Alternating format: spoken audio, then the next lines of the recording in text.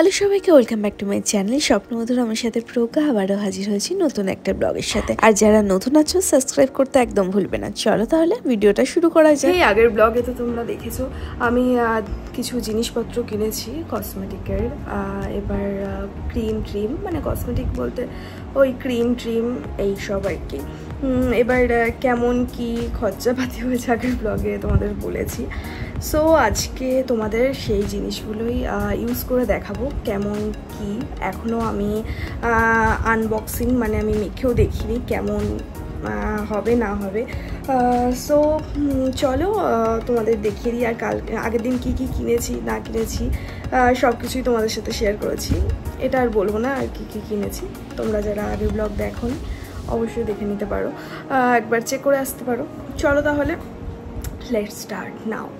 ফার্স্টেই আমি হেয়ারটা ওয়াশ করে নিয়েছি, ঠিক আছে। এবার আমি যেহেতু হেয়ার সিরাম নিয়ে এসেছি, এইটা ফার্স্ট টাইম আমি ইউজ করছি, দিয়ে তো দিল জানি না কেমন হবে।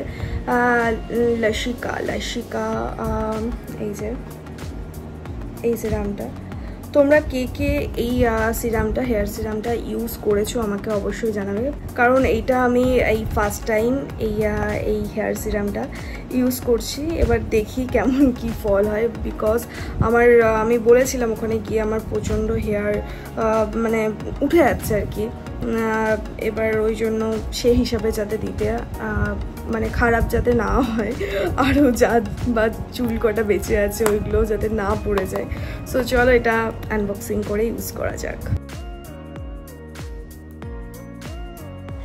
আগে জানো তো যখন স্কুলে পড়তাম তখন একদম ছোটোবেলা মনে আছে ক্লিনিক প্লাস ওইগুলো দিয়েই শ্যাম্পু করতাম। তারপর বেরোলো সানসিল্ক, ওটাও একসময় মেখেছি অনেক। তারপর আস্তে আস্তে আসলো কন্ডিশনার, তারপর সিরাম। যত দিন যায় তত কত নতুন নতুন সব জিনিস বেরোয়, আর তাদের সাথেই আমরা যুক্ত হই, তাই না? আসলে সমাজ যত উন্নত হয় মানুষের চিন্তাধারা চাহিদা তত উন্নত হতে থাকে। যাক, সিরামটা চলো মাখি। সত্যি কি যে সুন্দর গন্ধ, মানে গন্ধতে আমি জাস্ট পাগল হয়ে গেছি, এত সুন্দর।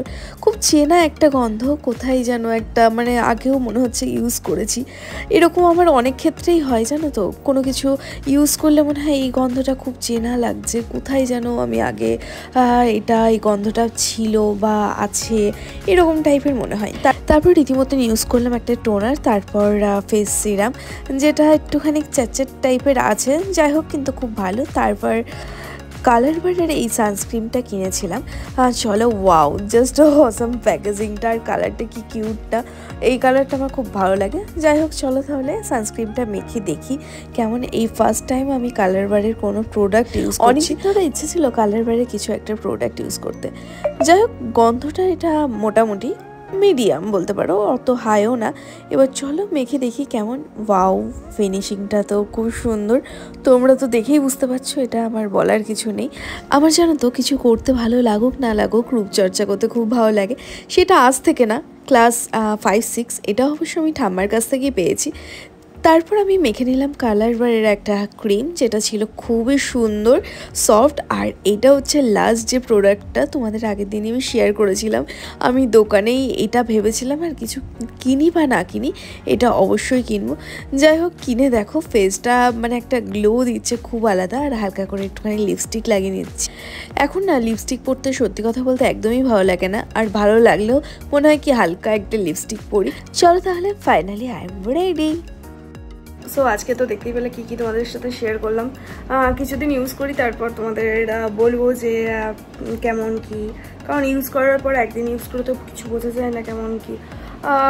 কিছুদিন ইউজ করে তারপর বোঝা যায় কেমন কি লেগেছে না লেগেছে, অবশ্যই তোমাদের সাথে শেয়ার করবো।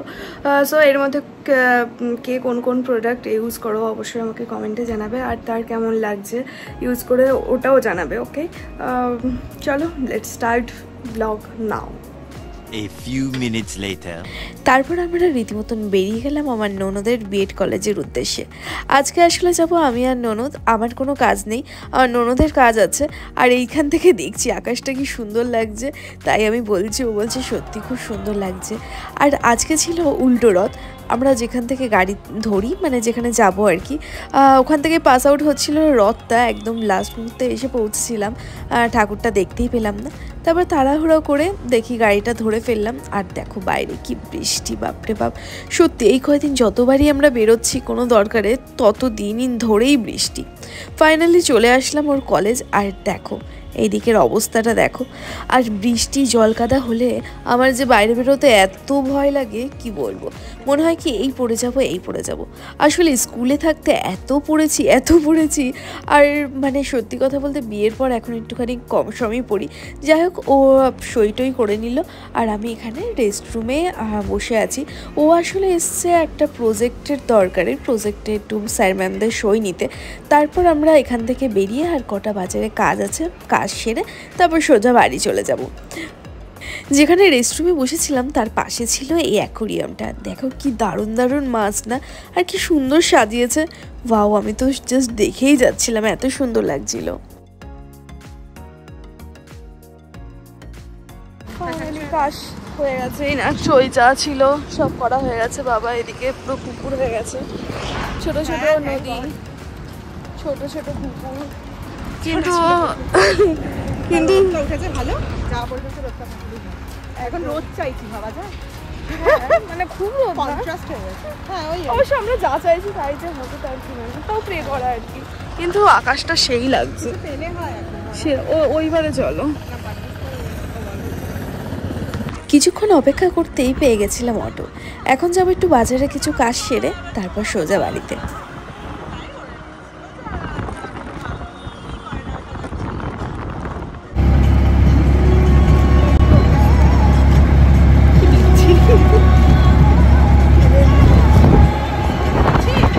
তারপর ওখান থেকে চলে আসলাম একটা কাজে, মানে আমার কাজ না, আসলে আজকে আমার কাজ নিয়ে বেরোয়নি একদমই, আজকে পুরোটাই আমার ননদের কাজ, ওর বিভিন্ন প্রজেক্ট।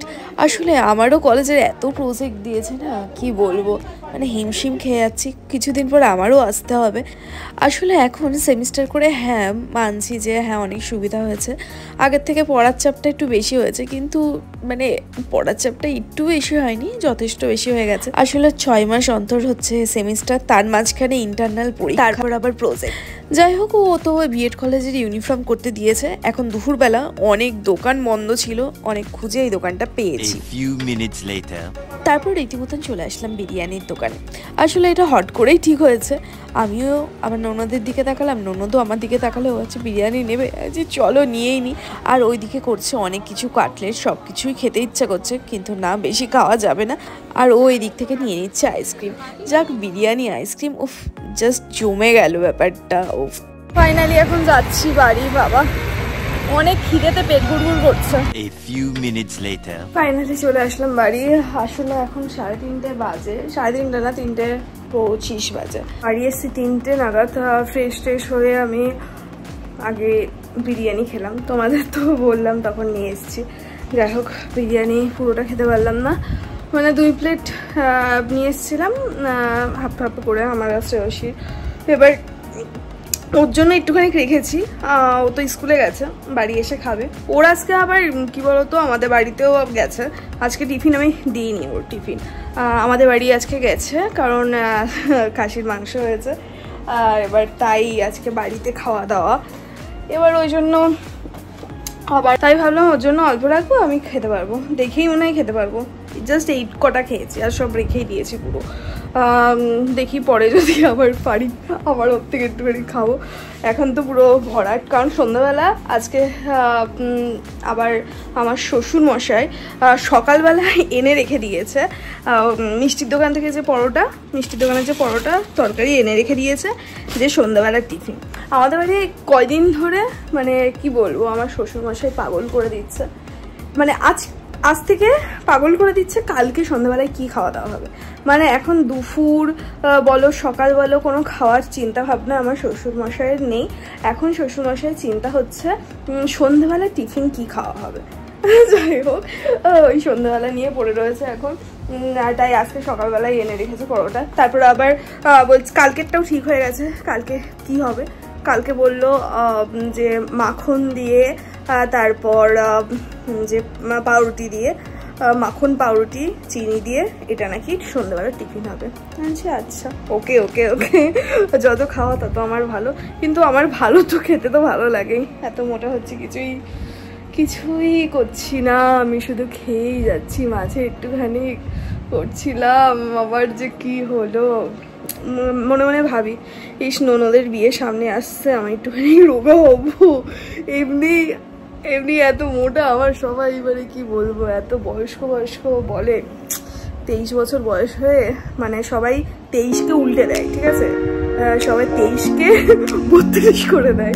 আমি বাহ খুব ভালো, আমার বড়ের থেকেও আমি বড় হয়ে যাচ্ছি, বিশাল ব্যাপার, বড় বয়সী হয়ে যাচ্ছি, ঠিক আছে, নো প্রবলেম। আমি 32, একটু কষ্ট লাগেও, কিন্তু একটুখানি খাটতে ইচ্ছে করে, যেটা আমি খাটতে একদমই পারি না। চলো বেশি বকবক হয়ে যাচ্ছে।